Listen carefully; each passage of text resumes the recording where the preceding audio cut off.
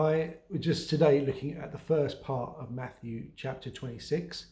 And in this passage, the thing that really spoke to me was about the contrast of two key figures. One is a woman who comes to Jesus with an alabaster vase and anoints him with oil. We later find out in the Gospel of John that this is Mary of Magdalene. And the other figure is Judas, one of the disciples, Judas Iscariot, who betrays Jesus. And so in this chapter, you've got two really key figures and two people who really become notorious throughout history. And Jesus says of the woman, what she has done will be known throughout history. And with Judas, even the term Judas becomes known as one who betrays. So we've got these two people who, through their deeds in this chapter, become notorious throughout history. And so what do? And so think about these two people. You've got Mary, a woman, first of all, a woman. So she comes into a crowded room of men and she's not concerned about herself. She's not concerned about what people think about her, how she appears. Her purpose is worship and adoration of Jesus. And so she comes and anoints him with oil. Not only that, but she gives that which is the most expensive to her. This vase of oil would have been worth lots of money. Now, I've heard it said that this would be her dowry for marriage. So maybe it was about her prospects for the future. Whatever this might be, this was incredibly generous. It was incredibly expensive, extravagant, really, in terms of what she was doing.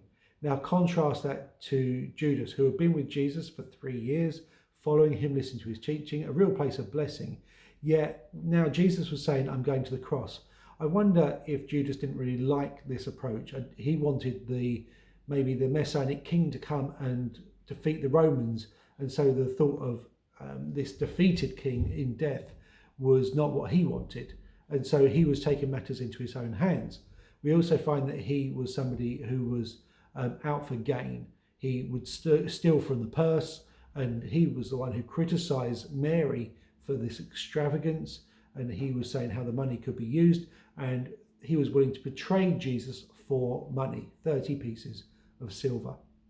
So you've got two very contrasting people.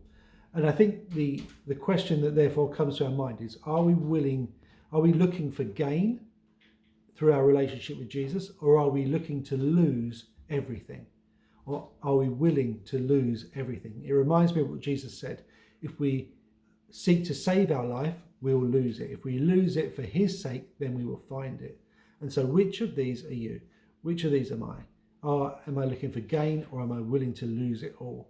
Am I willing to give it all? And not just saying, am I willing, but will I actually do it? Will I actually give myself? Will I give everything I have to follow him? And I think it's this what I call reckless giving. Give yourself completely, unabashed, kind of without reserve to God. Because when we do, we're not going to regret it. He will honour that. He loves that. And he will take care of us. And we come without our own agenda, which is key. Mary didn't come with her own agenda. She didn't think even, I'm coming to anoint Jesus for burial. She just did what she felt prompted to do by God. And it was part of God's amazing purpose. And so, again, going with God, doing not just what's calculated in our mind and makes sense, but just being abandoned to God, and without thought for ourselves, but only thought for him. So I encourage you to do that with your life, that you may make your place in history part of his story as well.